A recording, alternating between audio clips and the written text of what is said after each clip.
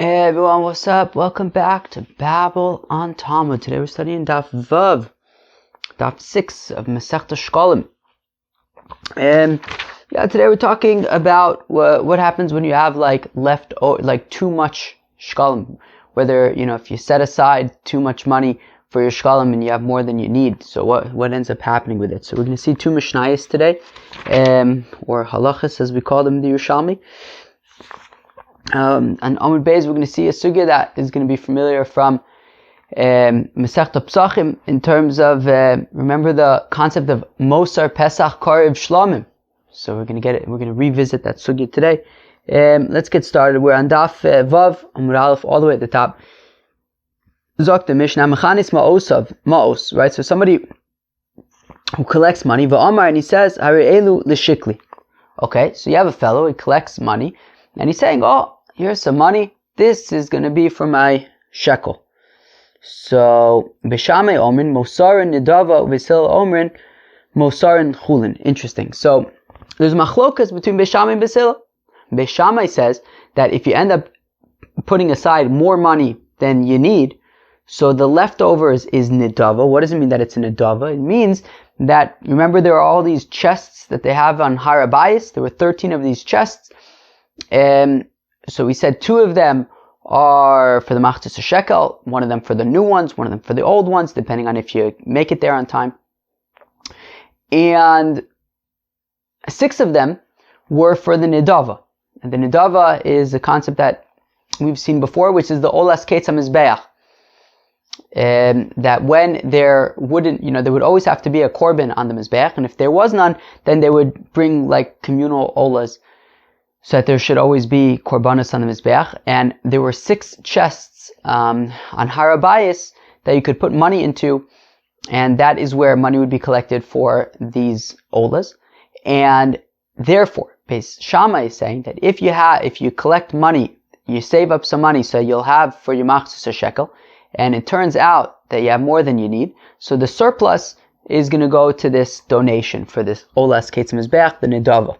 Whereas Beis Hillel says, whatever's left over, you could do whatever you want. Buy pizza. It's chulin. Okay? But, if he says, Sha'avi me'en shikli, but, if he phrased it slightly different, instead of saying, this is going to be for my Machzis Shekel, instead if he says, I'm collecting a whole bunch of money, so that from this money, I will take out for my Machzis Shekel.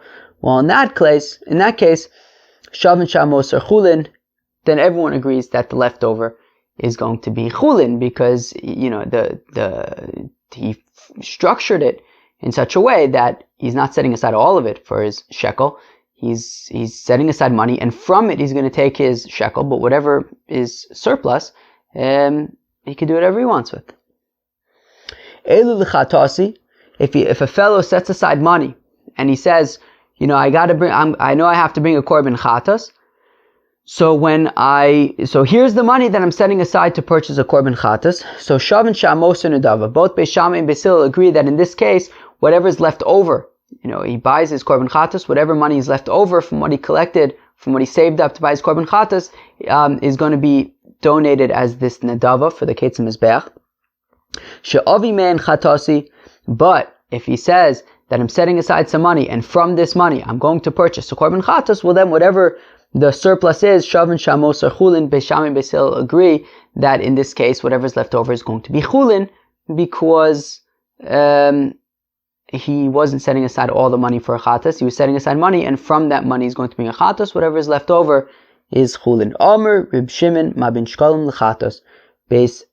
So Reb Shimon says, what's the difference between Sheqalim and chatas? How come, according to Beis Hillel, by Sheqalim, if you set aside money for your Machzis Shekel, and you end up having surplus, so Beis Hillel says that it's chulin, the surplus is chulin, yet by korban chatas, everyone agrees, including Beis Hillel, that if you set aside money for korban chatas, and then there's surplus, it's going to be a nidava. You're going to, donate it for these Ketz HaMizbeach offerings. So Reb Shimon answers, Ela shel Sheqalim yesh lein kitzba, ulchatas yen lo kitzba. That the difference is that a shekel is a fixed amount. It's a machatzis a shekel. We know what the amount is. As opposed to korban chatas doesn't have an amount. You can buy a cheaper one, you could buy a more expensive one, depends what you want to buy. And therefore, since a machatzis a shekel is a fixed amount, so then it's clear that whatever is surplus, or whatever is above and beyond that fixed amount, isn't included. And therefore, Beis Hillel is going to argue that it is chulin. Whereas by korban chatas, since there isn't a fixed price for a korban chatas, so any money that you set aside could be for the korban chatas, right? Meaning, you can always buy a more expensive one. And therefore, all of it is connected to the korban chatas, and whatever's left over, you're going to have to donate. You can't buy pizza with it. Rabbi Yehuda says not so fast. I can even argue that shekels also don't have a fixed price. How come? Well, because historically, when the Yidden came back to Eretz Yisrael from Bavel, at that time, you know what they were using for machzis a shekel? Dorvonos, which are actually 4 times the price of a machzis a shekel. Right? Because as we learned, machzis a shekel doesn't have to be the same value. It can't be less than the machzis of a shekel of the midbar, but it doesn't have to specifically be a machzis a shekel. It could be more. The point that what's significant is that everybody has to give the same amount. So if they're deciding that the donation is going to be a dorvon, well then everyone's got to give that. But when the Yidden came back from Bavel to Eretz Yisrael, so the shekel at the time, what they were donating was dorvonos, sloim, chazu lishkol. Chazu lishkol sloim. But then they started donating slaim, which is half that amount. Beseder, chazu lishkol tivayin, but then they went down and it ended up being tivayin. Bikshu lishkol dinarin v'lo kiblu mein. And then they wanted to even offer dinarin, which is less than the machzis a shekel amount. And then the rabbi said, no, you can't go less than the machzis a shekel amount. So Rabbi Yehuda wants to make the argument that the truth is that even machzis a shekel doesn't have a fixed amount, and therefore maybe the based on that logic, the surplus maybe should be a nedava. So Reb Shimon, afapikein yad kulon shave. So Reb Shimon responds to Reb Yehuda and he says, well, yes, it's true that, in different periods they were donating a different thing for the machzis a shekel, but the fact of the matter is, whatever they were donating, everybody was donating the same amount. And you know in advance what that amount is, and any surplus, you can argue, would be chulin. You could buy pizza with it. Aval chatas, it may be b'selav, it may be b'shayim, it may be b'shalosh. Whereas a korban chatas, however, there really is no fixed price. It depends how much you want to spend. And therefore, for that reason, you can't say that any money that is left over is objectively, not connected to the korban chatas, because you could always just find the more expensive chatas, and then the money would be spent on a korban chatas. So therefore, if whatever surplus from the korban chatas is you have to donate it to be brought as this olas ketzim mizbeach. Zogt the Gemara mechanes v'chulei.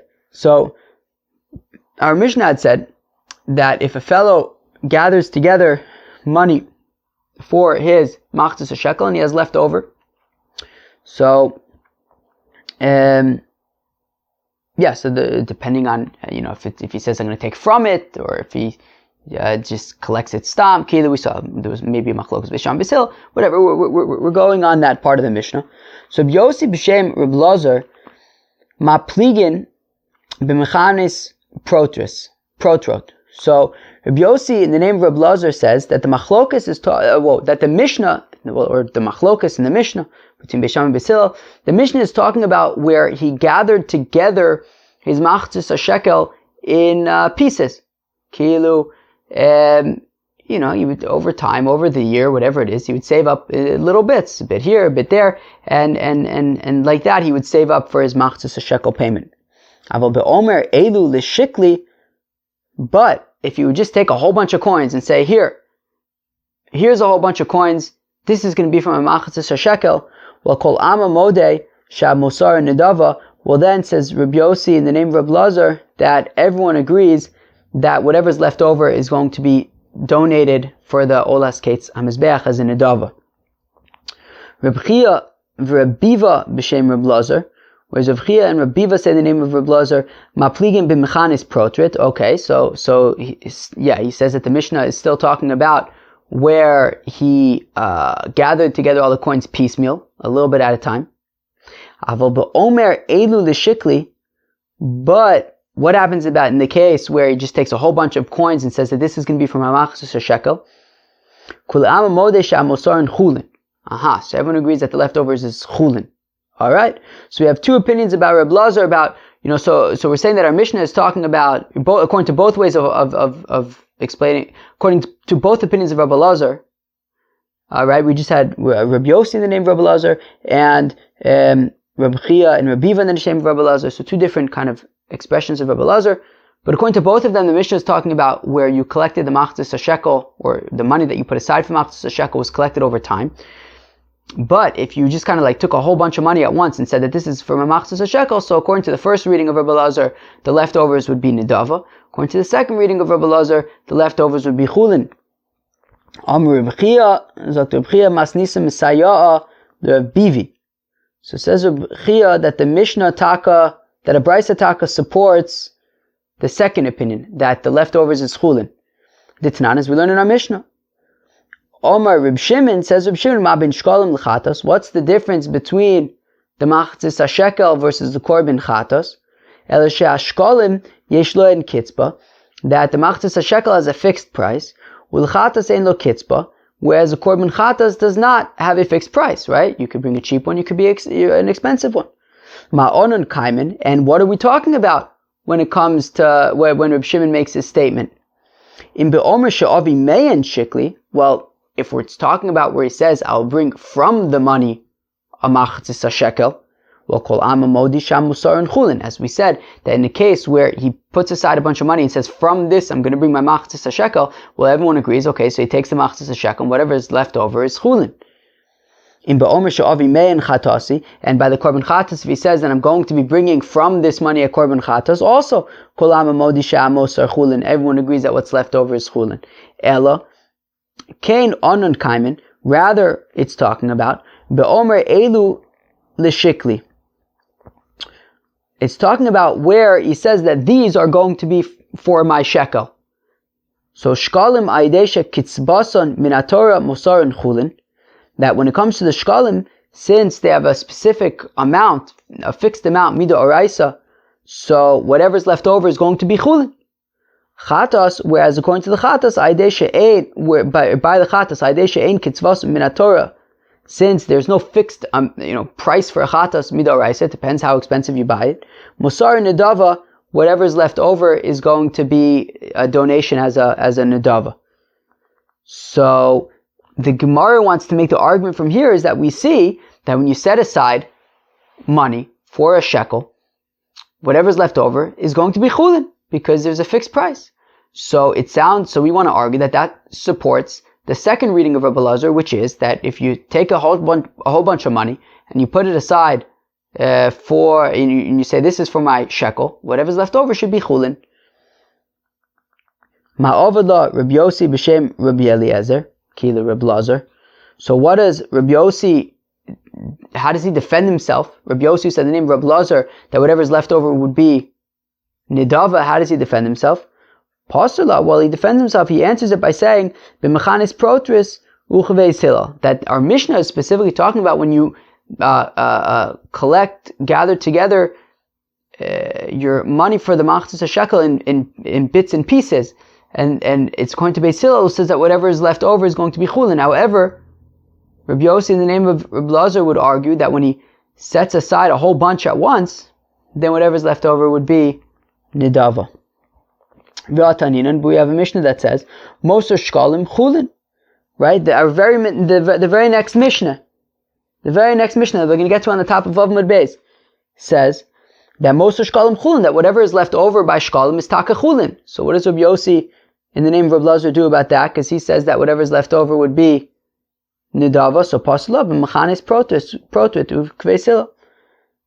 He explains it in the same way, which is that Mishnah is talking about when he gathers together in piecemeal, right, a little bits at a time, then whatever is left over is going to be chulin, like Beis Hillel However, Rabbi Yossi in the name of Rabbi Lazar would still argue that if he gathers it all together at once, whatever's left over would be nidave. If you have a fellow who sets aside a shekel because he thought that he has to bring his machtas a shekel, but it turns out that he already brought it. He forgot. He already brought it. So lo kidesh. So it's not holy. You could buy pizza with it. If you have a fellow who sets aside 2 shekel coins, but it turns out, meaning like maybe he thought that he forgot to do it last year, so he set aside for last year and this year, and then it turns out that no, Hitaka did do it last year, so he only had to bring 1. So osa hasheni ma ovid lei.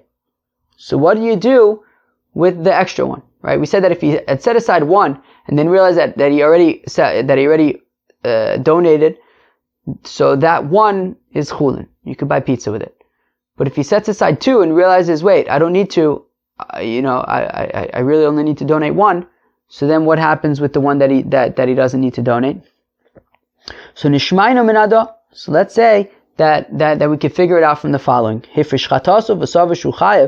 fellow sets aside an animal for korban chatas because he thought that he has to bring a korban chatas, but then it turns out that he doesn't have to bring a korban chatas, lo kidsha. So then it's not, it's fine, it's chulin. However, if he set aside 2 korbanis, 2 animals to be his korban chatas, because he thought he has to bring 2, but lemaise he only had to bring 1. Osa shnia ma'at avila. What do you do with it? Elaroit. That you the second one has to just graze until it gets a blemish, and if it gets a blemish, you can sell it, and then and then it becomes chulin, right? That whole thing. So here also by the shekel, when you set aside 2, and then you only need 1, Elu nidava, let's say that the extra one becomes a nidava, and you have to donate it as a nidava. So the Gemara says, V'chaheach omer ata elu. Okay, the Gemara says, I don't know, who says that that's a good comparison?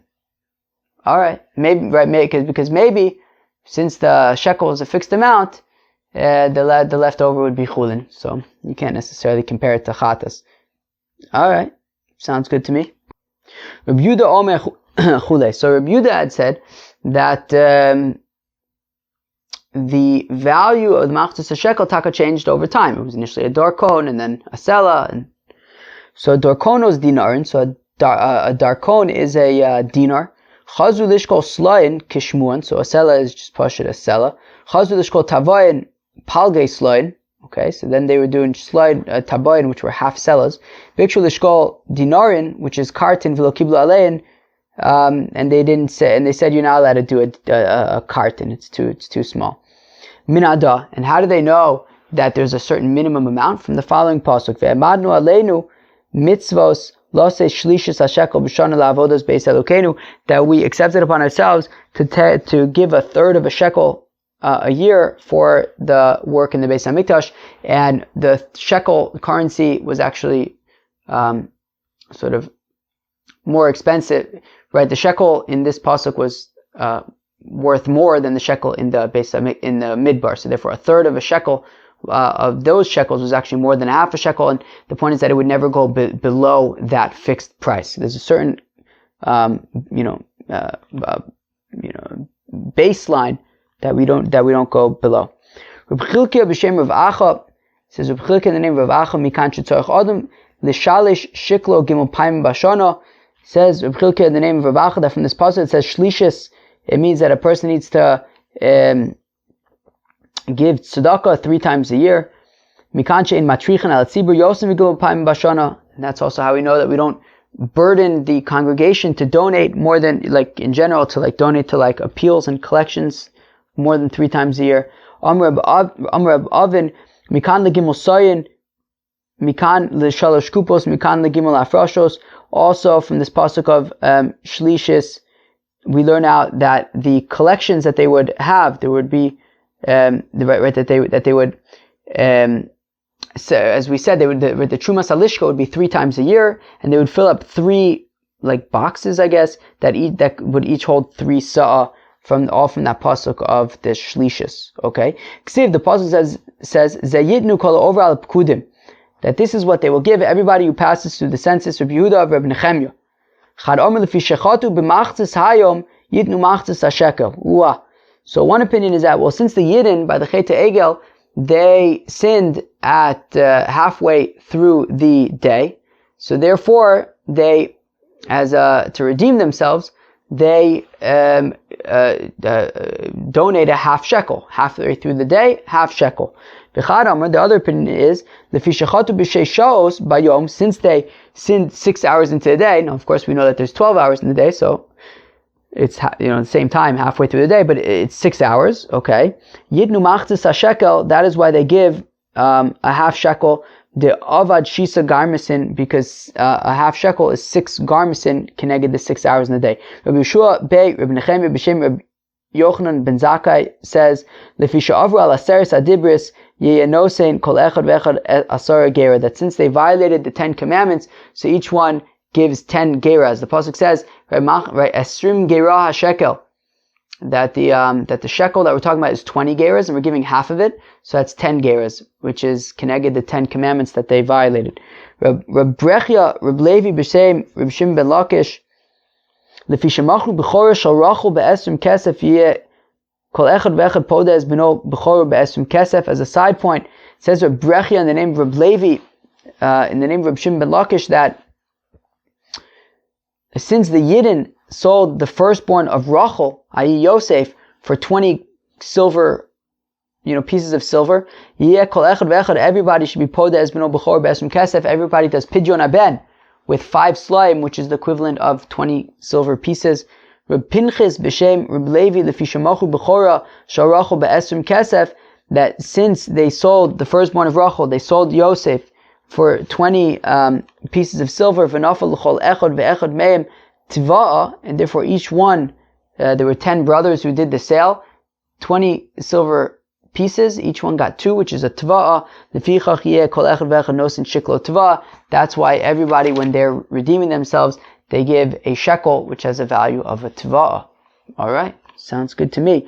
Moving on to Vav Mud Beis at the top of the Amud, a new Mishnah, Moser Sheqalim Chulin, that leftover shekels, whatever you have left over from the shekel, is chulin. As we said, that's according to Beis Hillel. When you gather them up, certainly when you gather them up in pieces, if you gather them all up at the same time, we saw it was 2 opinions of Rabbi Lazar. Fine.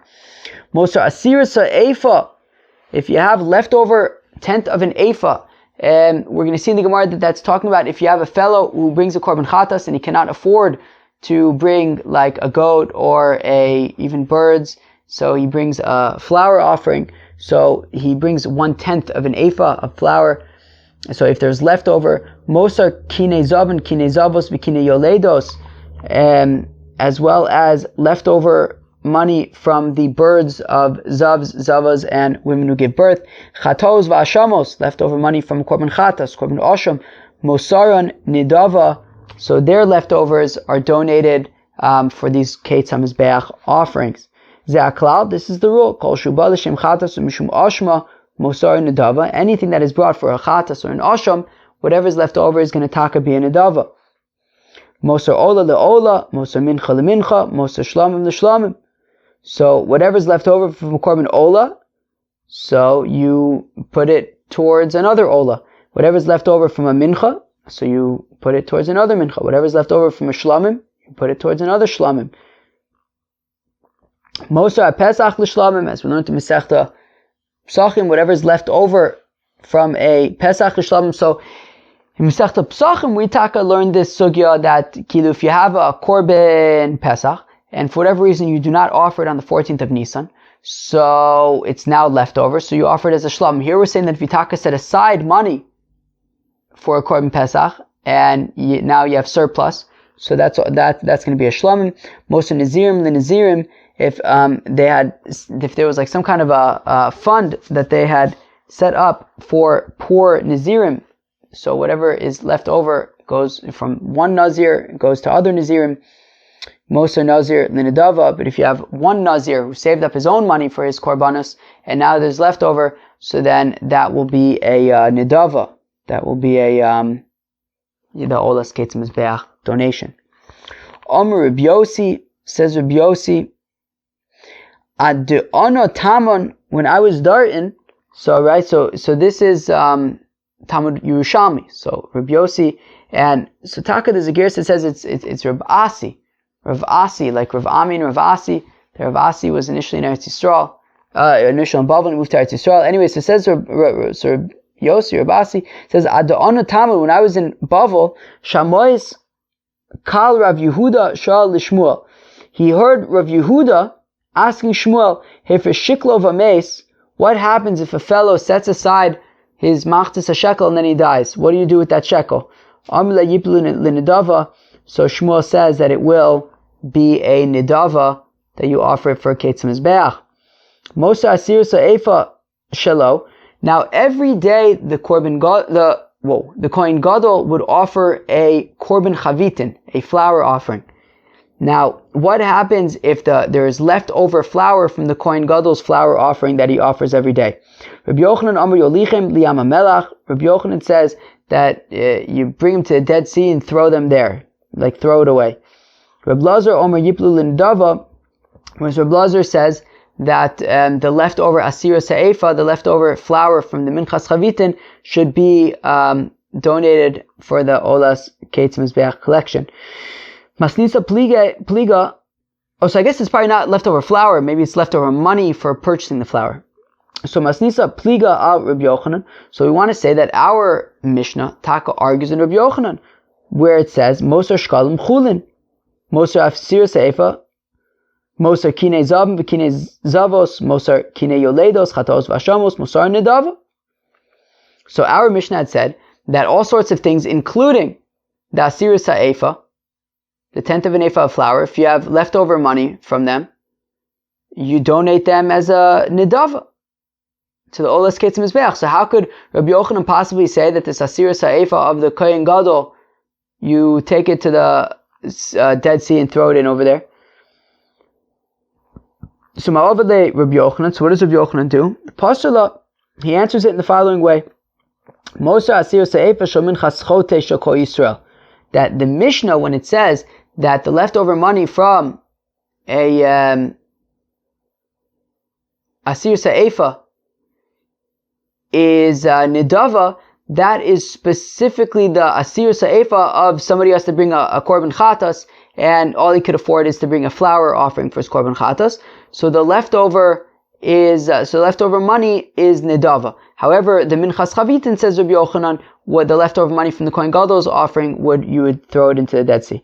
Rabbi Yossi Omar, says Rabbi Yossi, al da alil Abba bar ba.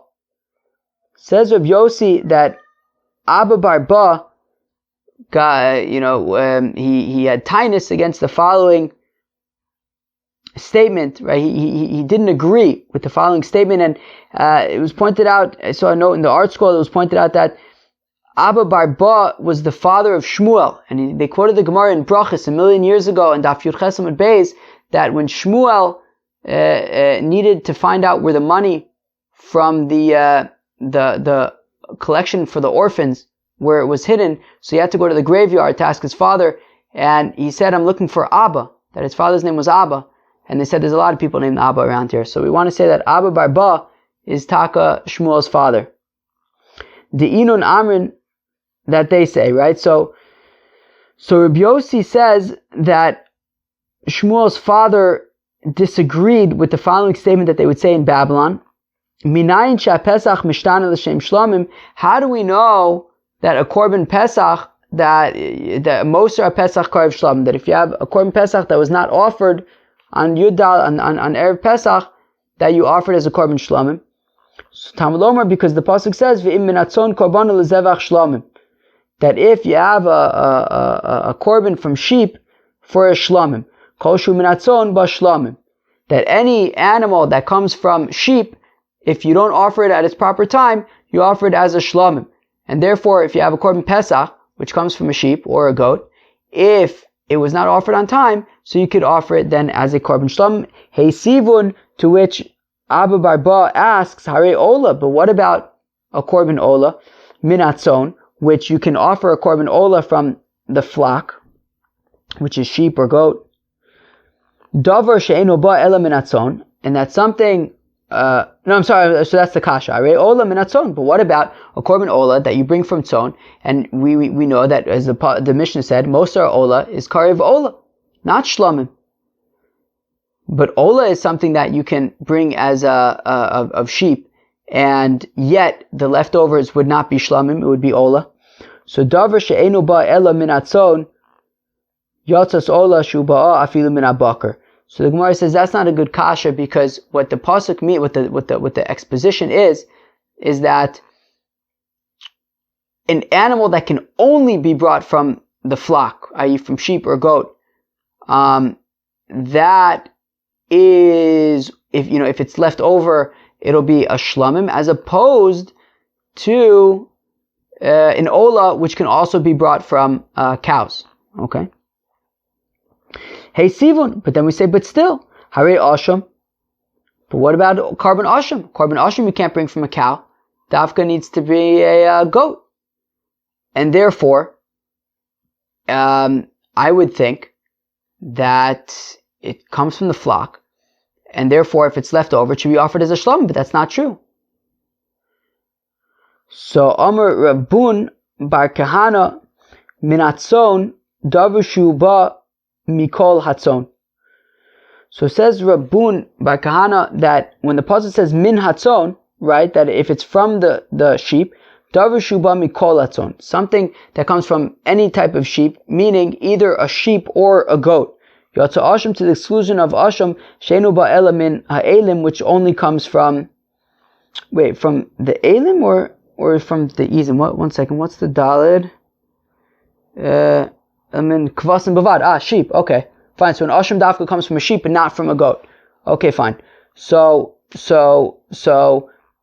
therefore, what we're saying is that this pasuk that says that anything that comes from sheep, if it's not brought at its proper time, or from the flock, if it's not brought at its proper time, it's going to be offered as a shlamim. So it has to be something that can be brought either as a sheep or as a goat, to the exclusion of asham, which dafka has to be a sheep. Now, for the Gemara says, one second, and this is a great kasha, and I think, I didn't look it up, but I feel like we've seen this Gemara before, and I had this kasha on that Gemara, which is the following kasha of this Gemara over here, which is b'chol asar at amen min lema'it v'chan at mar min lerabos. That in general, when you say min or mi, it means from, and the assumption is from, but not all. And therefore, if we're saying min atzon, I dafka would assume that's talking about a subset of sheep, not to include something that, meaning it has to include sheep and goats. So Amar Reb Mana says, Reb Mana hachinami min lamait. So he says, don't worry, here also when it says min atzon, it's also coming to exclude mi'ud she'eno ba min shtei shanim mi'ud she'eno ba nikeva.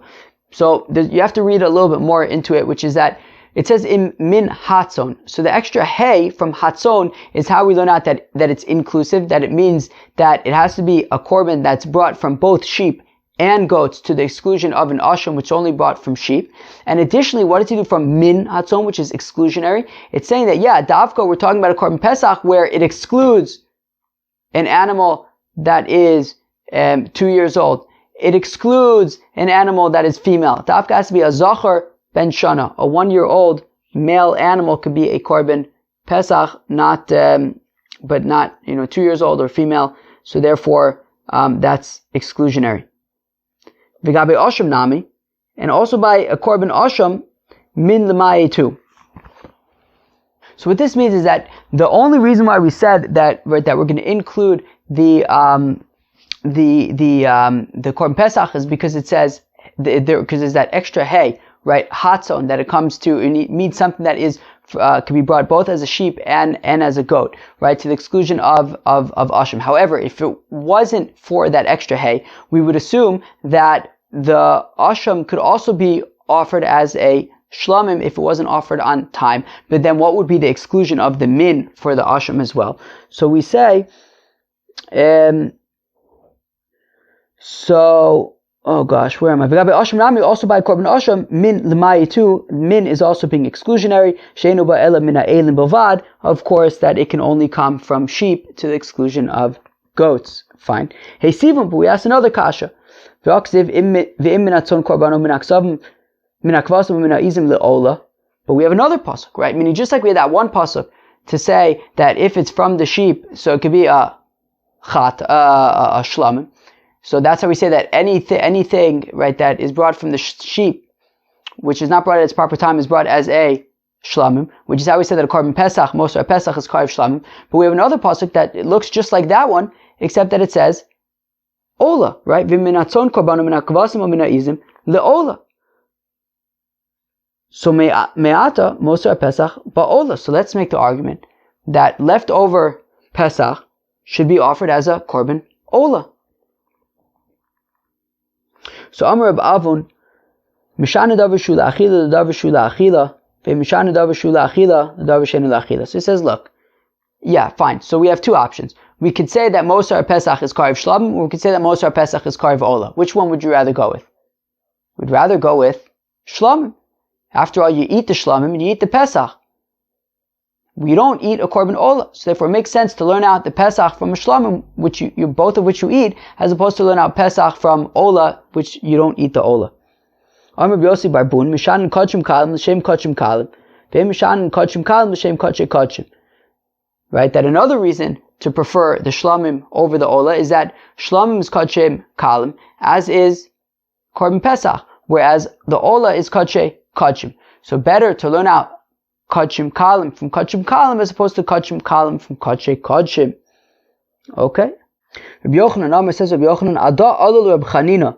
Rabbi Chanina kind of had a problem with the following statement, the Inun Amrin, that they say in Babylon. Eina Pesach Mishtana L'Shem Shlamim, Elim Ken Shachto L'Shem Shlamim. That in order, right, we said that most of our Pesach is Karv Shlamim. Right? If you have a Korban Pesach that wasn't offered at its proper time, so then you offer it as a Korban Shlamim. So, it has, but however, it's not a free-for-all. You have to dafka slaughter it as a shlamim. So if you have a korban pesach that was left over, and now you bring it as a korban shlamim, you dafka have to have the intention that you're offering it as a korban shlamim, but you can't have the intention of anything else.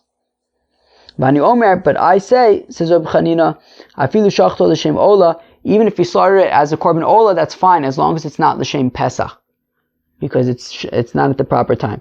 Omer Rabbi Ila, time of Rabbi Yochanan, and says, Rabbi Ila, that the reason for Rabbi Yochanan in the name of who's quoting Rabbi Chanina is im minatzon korbanot lezevach shlamim, that if his korban, if his sheep is as a zevach of a shlamim, kol shu zevach bashlamim, anything that is a any kind of other kind of offering would be a shlamim. Meaning, if you have a moser a pesach, a leftover korban pesach, as long as you slaughter it for any animal, any intention that isn't a pesach, that is fine. Or you want to do it as an ola, that's fine. It'll work. And we say, and then it right, the question is, does it actually become that other thing? So let's go a shtickle weiter. Hey chavida, what does this mean? Shachata l'shem ola amanas lizrok dama limachar. So what if you have this moser pesach? So you have this korban pesach and you didn't slaughter on the 14th, so it's some other time.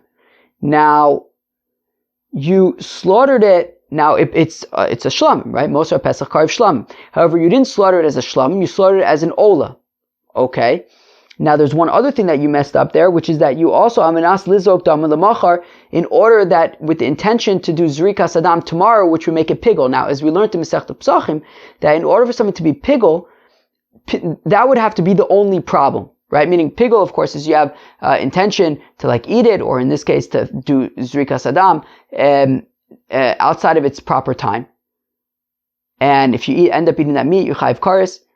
Now, in order for it to actually be pigul, that has to be the only issue. Now, over here, there's two issues. One is that you're having this pigul intention. The other one is that you're slaughtering it as with the intention of an ola, when you should really have intention of a shlam. So first of all, the Gemara says mikol makom pasul. Well, who cares? At the end of the day, it's going to be pasul. You had the intention of pigul, You're right. You had intention of doing Zrikas Adam outside of its proper time. So the Gemara says, right, in Tamar Mishtanel Machshavas Psul Pasul. Well, if you say that it actually becomes that pasul thing, i.e., that it's actually going to be an ola, well, then it'll be pasul. Let's go back there for a second. In Tamar, ein mishtanel machshavas pasul psul pigul. But if you say that it doesn't become that thing, then it's pigul. Dude, what does this mean? It means this. So remember, you have this Mosar Pesach, this animal that was a Korban Pesach that you didn't offer as a Korban Pesach. Now it's no longer the 14th. So it's Karev Shlamim. But now you do two things wrong. You slaughter it as an ola. That's one thing that you do wrong, as opposed to shlamim. And you also have intention to do Zrikas Hadam outside of its proper time. So if we say that we treat it as an ola, i.e., so you mamish did two things wrong. A, it's an ola when it should be a shlamim, and B, you have this improper intention. Well, then that's two strikes, which makes it not pigul, because pigul has to be right. In order for it to be pigul, the only problem that there would be that he had the intention to do Zrikas Adam at its wrong time. However, over here, that's not the only thing he's messing up. It's also that he's having intention for as an ola. But if we say that no, we don't necessarily treat it as an ola, right? As long as he doesn't have intention to be slaughtering it as a Korban Pesach, it works as a shlamim, and we could treat it as a shlamim. Well, in that case, the only thing that he's doing wrong is that he's having the wrong intent, right? The intention to do Zrikas Adam outside of its proper time. In which case, that's the only thing that you're doing wrong, which is machshavas pigul, and it will be pigul. So, alright. And it sounds like we don't necessarily answer that question. Lishmo v'shelo lishmo, b'shayim osashana. This is a sugya that came up in Masechta Pesachim. If a fellow slaughters a Korban Pesach, but not on the 14th of Nisan, so it's Karev Shlamim, and he has intentions lishmo, i.e. as a Korban Pesach, which is a problem, but also while he's shechting it, he starts out with the intention of a Pesach, which is a problem, but then he has an intention of a Shlamim, which is what we want. So b'shayim Osashana, when it's not the 14th day of Nisan, so Rebun Bar Chia b'shem Shmuel Bar Abba. Okay, now you gotta switch around the words. Mikevan she'amar shelo lishmo. Once he has the intention of shelo lishmo, i.e. Shlamim, naisek kishochet b'shtika b'shelo lishmo v'u kasher. It's as though he's just, silently slaughtering this animal, and with the intention of lo lishmo, i.e. shlamim, and that's fine, it's kosher. Okay, so basically if he has intention of Pesach, which is a problem, but followed up by the intention while he's still slaughtering of shlamim, so then it's as if he didn't have any problematic intention, as if he was just quiet, and then had the intention of shlamim, i.e. it's going to work. We'll treat it as though he's slaughtering it as a shlamim, which is what we want. So they said to him, Imken, if that's the case, afilu shachato lishmo. So what if he slaughtered it lishmo? Okay, as a shlamim, fine. Amanas lizrog damo shelo lishmo, with the intention to do zrikas adam outside of its proper time. Yaise misha arishona. So do we treat it from the original time? Kishochato lishmo v'shelo lishmo v'u kosher. Should we treat it as though he's slaughtering it lishmo v'shelo lishmo, and then it will be kosher? So Amar Abba Mari Ma Nomar Bishtika Kosher or Nomar Bishtika Pasul. Who says that will basically say that it is kosher? Let's say that it's pasul, right? Why should we necessarily assume that just because when he's quiet initially, and then he has the intention of shlamim, that it works? So then why should we necessarily say that when he's quiet and then he has the intention of doing Zrikas Adam outside of its proper time, that also works? Alright, fine, so maybe it doesn't work. Alright, well, that was Daf Vav, Masechta Sheqalim. Well, yeah, what did you guys think about Daf Vav? I also didn't prepare a proper recap again today. I apologize. I've been kind of falling off on the recaps. I don't know why. There's something about this Yerushalmi stuff that, honestly, I just haven't been sitting down to do it, which I probably should. This whole Yerushalmi stuff has been taking me for a trip. I don't know what to make of it. Yeah, it's been messing me up. I really should probably sit down better and like do those recaps. But yeah, in the meantime, what did we learn today? We discussed like when you have extra money for your like machzus shekel, right? So then what do you do with it? Is it chulin? Is it nidava? So it depends how you kind of set it aside. If you set it aside, that this is my money for the machzus shekel, so then there's machlokas between Beis Shammai and Beis Hillel. Beis Shammai says that the extra is going to be nidava. Beis Hillel says that the extra is going to be chulin. But if you say that here's my money and from this money I'm going to take a machzus shekel, so then everyone agrees that the leftover would be chulin. Yeah, and then we got into the sugya kind of like Mosar Pesach Karev Shlamim, which is a sugya that we saw in Psachim already, that when you have leftover, if you don't offer your Korban Pesach on time, so then you offer it as a Shlamim. Peace.